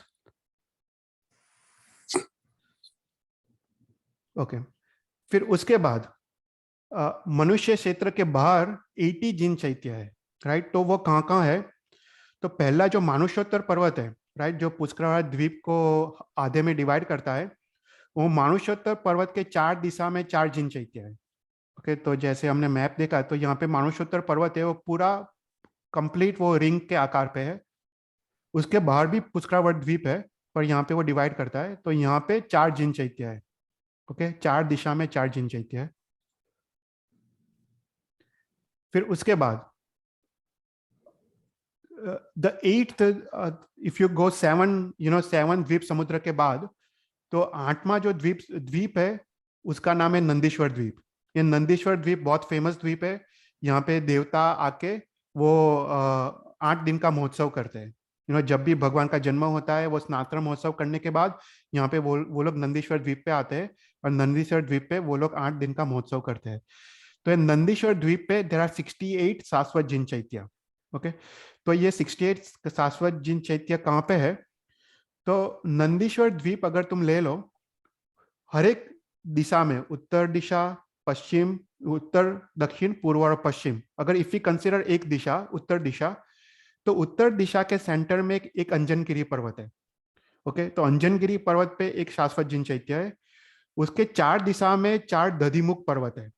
ओके, तो 4 दिशा के 4 दधिमुख पर्वत पे एक एक जिन चैत्य है, और 4 वी दिशा में 2-2 रतिकर पर्वत है।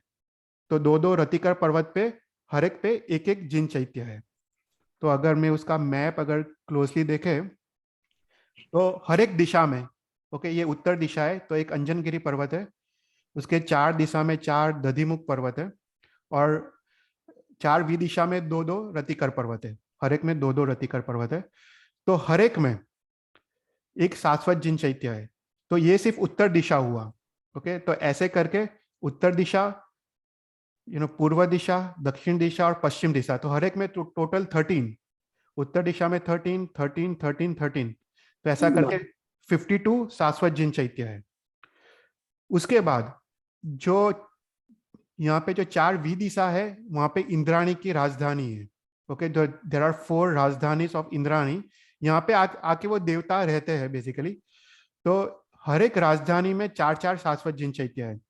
तो यहाँ पे जो ये वी दिशा है, नॉर्थ ईस्ट, उसमें 4 जिन चैत्य है। Similarly north west, north east south, और ऐसा करके हर एक 4 दिशा में 4-4 जिन चैत्य है। तो टोटल 4 × 4 16। ओके, तो टोटल 68। अभी यहाँ पे एक विशेषता ऐसी है कि हर एक जो ये जिन चैत्य है उसमें इंस्टेड ऑफ 120 124 जिन प्रतिमा है। ओके, ये जो, क्योंकि यहाँ पे 3 द्वार नहीं है, ये चारों 4 द्वार है। इसमें पश्चिम के दिशा में भी द्वार है, तो हर एक द्वार पे एक चौमुखी प्रतिमा है। तो यहाँ पे दैट इज ओनली डिफरेंस कि यहाँ पे हर एक में 124 जिन प्रतिमा है। ओके, तो मानुषोत्तर पर्वत के 4 दिशा में 4 जिन प्रतिमा, 4 जिन मंदिर, और हर एक में 120 जिन प्रतिमा। फिर नंदीश्वर द्वीप में जो हर एक दिशा में देर आर 13 × 4, तो 52, उसमें 124 जिन प्रतिमाएं, नॉट 120। उसके बाद 4 राजधानी में हर एक राजधानी में 4 प्रतिमा, उसमें अगेन 120 है। उसके बाद जो 11th द्वीप है वो कुंडल द्वीप है।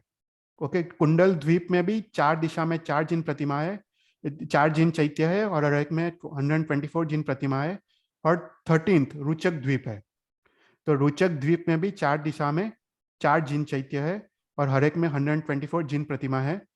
तो टोटल मनुष्य क्षेत्र के बाहर 1880 शाश्वत जिन चैत्य है, और 9840 शाश्वत जिन प्रतिमा है। ओके, तो ये हुआ पूरा तीर्थालोक। तो जस्ट टू रिकैप, जम्बू द्वीप में भरत क्षेत्र आदि क्षेत्रों में 30, महाविद्य क्षेत्र में 124, देवकुरु उत्तर कुरुक्षेत्र में 456, मेरू पर्वत में 25, ऐसा करके जम्बू द्वीप में 635, घाटकीकन में 1272, पुष्कर द्वीप में 1272, तो मनुष्य लोक में 379, और मनुष्य क्षेत्र के बाहर 80, और हर एक में इतने जिन प्रतिमा, और टोटल मिला के 3259 शाश्वत जिन चैत्य, और 3,91,320 शाश्वत जिन प्रतिमा, ये तीर्थालोक में है। ओके, तो जस्ट टू रिकैप, ऊर्ध्वलोक में 84,97,023, और उसमें हमने देखा कि 12 वैमानिक लोक में 120, 9 ग्रेवेक और 5 अनुत्तर में 120, तीर्थालोक में 3259, अधोलोक में 7,73,00,000, 7,72 लाख, हर एक में 180, और व्यंतर और ज्योतिष वी आर नॉट काउंटिंग, उसमें असंख्य जिन चैत्य और असंख्य जिन प्रतिमा है जो उसका काउंट नहीं है। तो टोटल कितने हुए? 8,57,02,82, जो जप चिंतामणि स्तोत्र में उसका उल्लेख है, जो सकल तीर्थ में वो मैच होता है, और 15,42,58,36,36,080 इतने शाश्वत जिन प्रतिमा है, और ये सब प्रतिमा को हम वंदन करते हैं। ओके, तो जस्ट टू रिकैप, वैमानिक देवलोक में, फिर नंदीश्वर द्वीप में, रुचक द्वीप और कुंडल द्वीप, ये सब मनुष्य क्षेत्र के बाहर, उसमें जो जिन भुवन है वो 100 योजन्स बाय 50 योजन्स बाय 72 योजन्स। उसके बाद देव कुरुक्षेत्र, उत्तर कुरुक्षेत्र, मेरु पर्वत, वक्षास्कर पर्वत, गंजदंत पर्वत, ईशुकार पर्वत, वर्षधर पर्वत, मानुषोत्तर पर्वत, भुवनपति और असुर कुमार। उसमें भुवनपति मतलब सिर्फ असुर कुमार, ओके, भुवनपति के सिर्फ असुर कुमार में उसमें आधा है 50 योजन्स बाय 25 योजन्स बाय 36 योजन्स। फिर भुवनपति के जो 9 निकाय है दूसरे, उसमें उससे भी आधे है 25 योजन्स बाय 12.5 योजन्स बाय 18 योजन्स। फिर व्यंतर निकाय के उससे भी आधे है 12.5 योजन्स बाय 6.5 योजन्स बाय 9 योजन्स। उसके बाद जो बाकी सब क्षेत्र है, भरत क्षेत्र, बाकी जो भी क्षेत्र है, उसमें एक गांव बाय आधा गांव बाय 1440 धनुष्य। तो इतना ये जिन चैत्य के डायमेंशंस है, जिन भवन के डायमेंशंस है। और जो मनुष्य क्षेत्र में जो जिन प्रतिमा है वो 500 धनुष्य की है तिरछालोक में, और ऊर्ध्वलोक और अधोलोक में जो जिन प्रतिमा है वो 7 हाथ की है, वो छोटी है। ओके, तो ये हुआ पूरा description, okay, of 4th and 5th गाथा। तो यहाँ पे हम एंड करते हैं। तो कोई क्वेश्चंस हो तो यू कैन आस्क।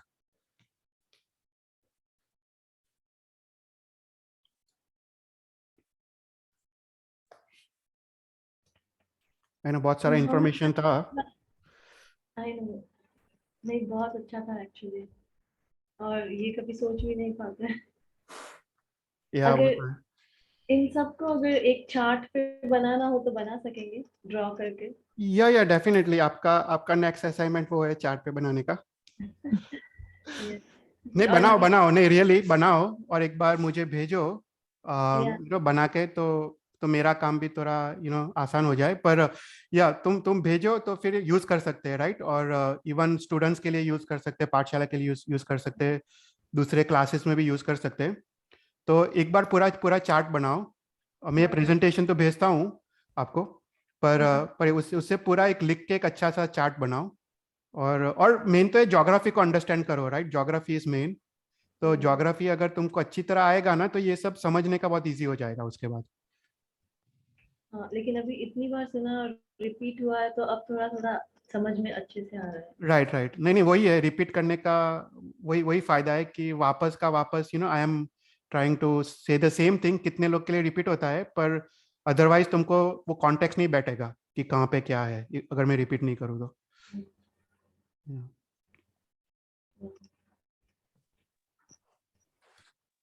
ચૈતલભાઈ, હા, આ બધી ડિટેલ્સ કયા આગમમાં છે આટલી બધી? એ છે ને આપણે ઘણા બધા આગમ છે. એક છે જંબુદ્વીપ પ્રજ્ઞપ્તિ છે. એ જંબુદ્વીપ પ્રજ્ઞપ્તિમાં ઘણું ડિટેલ્સ છે.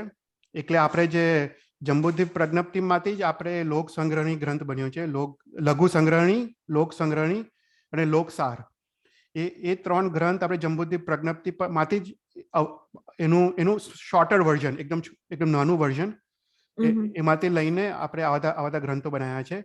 પણ જંબુદ્વીપ પ્રજ્ઞપ્તિ છે, સૂર્ય પ્રજ્ઞપ્તિ છે, ચંદ્ર પ્રજ્ઞપ્તિ છે, એટલે એ બધા આગમ છે. અને પછી શાસ્ત્રો તો બધા ઘણા છે, રાઈટ. શાસ્ત્રો તો ઘણા બધા શાસ્ત્રોની રચના થઈ છે, પણ આ 3 મુખ્ય આગમ છે. અને એમાં પાછું જ્યોગ્રાફી તો આવે જ છે, અને જ્યોગ્રાફીની સાથે ઘણું બધું કેલ્ક્યુલેશન્સ પણ આવે છે, બધું મેથેમેટિકલ કેલ્ક્યુલેશન્સ પણ ઘણું બધું આવે છે. અને આખું જ્યોતિષ શાસ્ત્ર પણ આવી જાય છે, પાછું આખું એસ્ટ્રોલોજી પણ એમાં આવી જાય છે આ ગ્રંથોમાં. આપણે ભગવાનનો જન્મ થાય તો એટલે આપણા 24 તીર્થંકર ભગવાન ભરત ક્ષેત્રમાં જન્મ્યા, રાઈટ?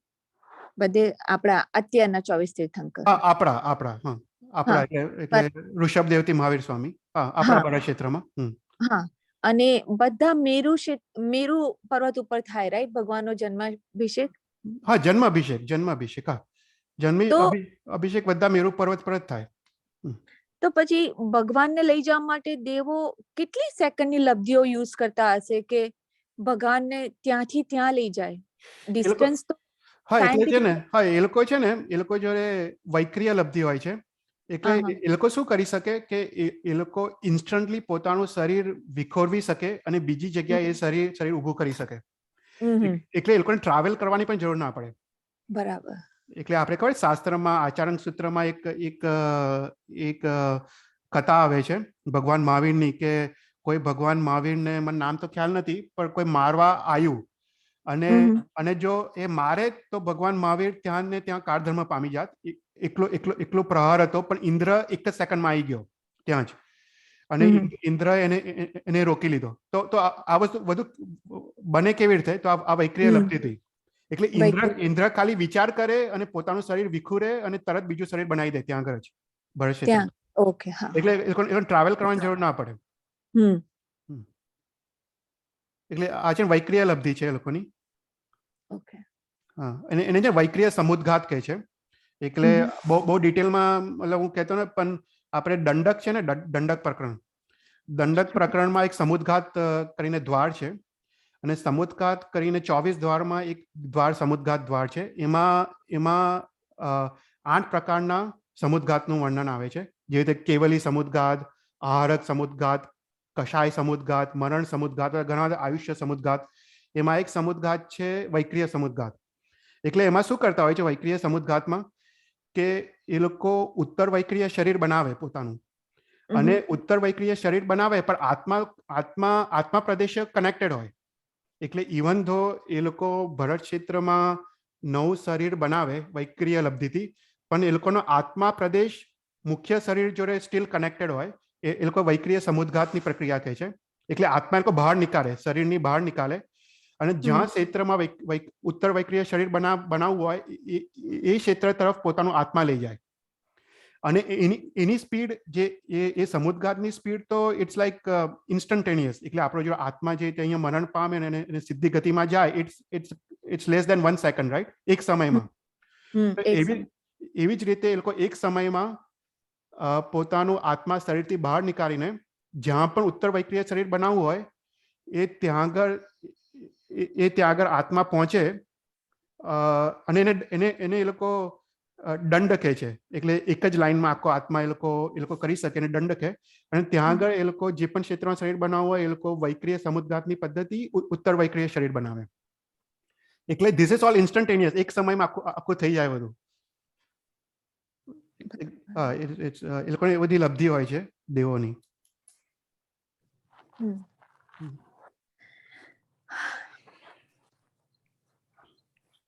સારું એવું ડિટેલ છે. હા, ઘણું ડિટેલ છે. દંડક પ્રકરણ I think everyone has to read. એક દંડક પ્રકરણ ઇઝ વેરી ઇમ્પોર્ટન્ટ. જે રીતે આપણે જીવ વિચાર 9 તત્વ છે ને એ રીતે લઘુ સંગ્રહણી પણ બહુ ઇમ્પોર્ટન્ટ છે અને દંડક પ્રકરણ પણ ઇમ્પોર્ટન્ટ છે. એટલીસ્ટ દંડક તમે વાંચો ને તો ઘણું બધું ઇન્ફોર્મેશન મળી જાય છે દંડકમાંથી. પણ બહુ ડીપમાં જાય છે પણ ઘણું બધું ઇન્ફોર્મેશન મળે છે દંડકમાં. તો તમે સમજાવજો ને એકવાર. હા, એ તો બરાબર. એ દંડક તો આખું નવું શાસ્ત્ર, એ તો આખું લેવું પડે, રાઈટ? એ તો 24 દ્વારો વાંચવા સમજ ના જલ્દી પડે, સમજાવવાથી જલ્દી પડે. હા, એ તો છે જ. એટલે એટલું ડીપ ના રહેતા પણ એટલીસ્ટ આઈ થિંક ઓવરવ્યુ જેવી રીતે અત્યારે લાઈક જીઓગ્રાફ નો કેટલો ઓવરવ્યુ આવવા લાગે, રાઈટ? આમ આંખો બંધ કરી તો થોડું દેખાવા લાગે, આમ છે અહીંયા સમુદ્ર, લાઈક એટલું બધું એક્યુરેટ ના થાય પણ એટલીસ્ટ વન બાઉન્ડ્રી તમને ખ્યાલ હોય કે ઓકે આવી રીતની બાઉન્ડ્રી છે. ના એટલે અને આપણે એટલું જ સફિશિયન્ટ છે. આપણે કઈ બહુ ડિટેલ કેલ્ક્યુલેશન્સમાં કઈ જવાની જરૂર નથી, રાઈટ? આપણે કોઈ દિવસ યુઝ પણ નથી કરવાના એ બધું કેલ્ક્યુલેશન્સ. એટલે આપણે તો શું છે કે અત્યારે તો for us overview is enough. પણ એટલીસ્ટ આ ઓવરવ્યુમાં કેટલી ભગવાનની પ્રતિમા છે એ બી એકવાર યાદ રહી ગયા નંબર. અને તમે જ્યારે દેરાસર જાઓ તમે એ વિચારો તો એ વિચાર તો બધા જ ભગવાનની પ્રતિમાને લાગશે, રાઈટ? બરાબર છે, સાચી વાત છે. અને મેઇન તો શું છે કે જપ ચિંતામણી સ્તોત્ર એ રોજે સવારે ઘણું જ જોઈએ. સૌથી મતલબ આ મેં ઘણી વાર સ્ટ્રેસ કર્યું છે પણ again at the end of this સૂત્ર કે એટલીસ્ટ એક નિયમ જીવનમાં હોવો જોઈએ કે સવારે ઉઠીને હું એકવાર જપ ચિંતામણી સ્તોત્ર હું બોલીશ. એટલે આપણે રાઈ પ્રતિક્રમણ ના કરીએ પણ એટલીસ્ટ એકવાર આ ચૈત્યવંદન કરી લઈએ સવારે ઉઠીને તો એનાથી ઉત્કૃષ્ટ લાભ મળે છે. આપણે હવે મિનિંગ તો ખબર છે, હવે એ સૂત્ર બોલતા વખતે આપણને એટલીસ્ટ એ મિનિંગ જો બેકગ્રાઉન્ડમાં ચાલતો હોય તો એનાથી જબરજસ્ત ભાવ આવે છે. અને આટલું તો પુણ્યનું બંધ થાય છે, રાઈટ? મતલબ આકલાદ જીન ચૈત્ય, આકલાદ જીન પ્રતિમા, આકલાદ 5 તીર્થો, રાઈટ? 170 તીર્થંકર પરમાત્મા, એટલે બધાનું વંદન આવી જાય છે આમાં. બધાનું વંદન આવે છે. એટલે આ સૂત્ર તો અવશ્ય બોલવું જ જોઈએ સવારે પ્રભાતે. સકલ તીર્થ બોલતા બી હવે આ સમજાવ્યું છે તો બધું એ મનન થયા કરશે એમાં. હા એ જ છે મેન તો કે સકલ તીર્થ, ઉપયોગ રાખીને કરો. કોઈ પણ મતલબ મારું કહેવાનું એ જ છે કે કોઈ પણ સૂત્ર બોલો એમાં ઉપયોગ આપણો હોવો જોઈએ. અને ઉપયોગ જો ના રહેતો હોય ને તો સૂત્ર ફરતી બોલો. કારણ કે શું છે કે સંખ્યાનો મહત્વ નથી. તમે જેવી રીતે 7 નોકાર ગણો 8 નોકાર ગણો પણ તમે એક નોકારમાં પણ જો ઉપયોગ ના રહેતો હોય તો 7 નોકારનો શું મતલબ? એના કરતા તમે એક જ નોકાર ગણો અને એક નોકારમાં ઉપયોગ રાખો. એનું મહત્વ વધારે છે. એનું મહત્વ વધારે છે. એટલે મનનો ઉપયોગ રહેવો જોઈએ. અને જો મનનો ઉપયોગ ના થાય તો એ સૂત્ર ફરતી બોલો. એટલે જ્યાં સુધી તમારું આખું સૂત્રમાં તમારો મનનો ઉપયોગ રહે અને કશે પણ એ સૂત્રની વચ્ચે મન જો બીજે ના ભટકી જાય તો એ સૂત્ર તમે બોલ્યા કહેવાય. રાઈટ. અને એ અહોભાવ પણ આવે. અને ઇનફેક્ટ તો આગળ જઈને હું કહું તો લલિત વિસ્તાર ગ્રંથમાં હરિભદ્ર શ્રી મહારાજ સાહેબે તો ત્યાં સુધી લખ્યું છે કે આપણે સૂત્રમાં ઉપયોગ ના રહે તો એ સૂત્રની આસાધના છે.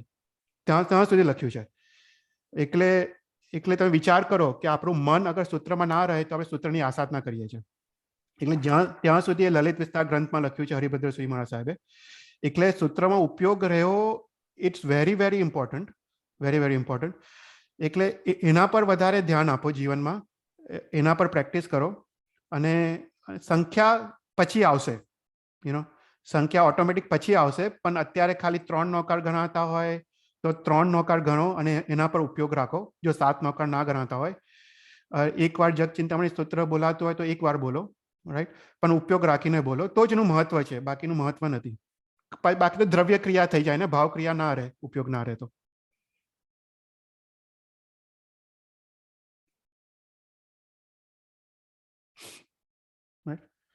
કોઈ બીજું ક્વેશ્ચન્સ?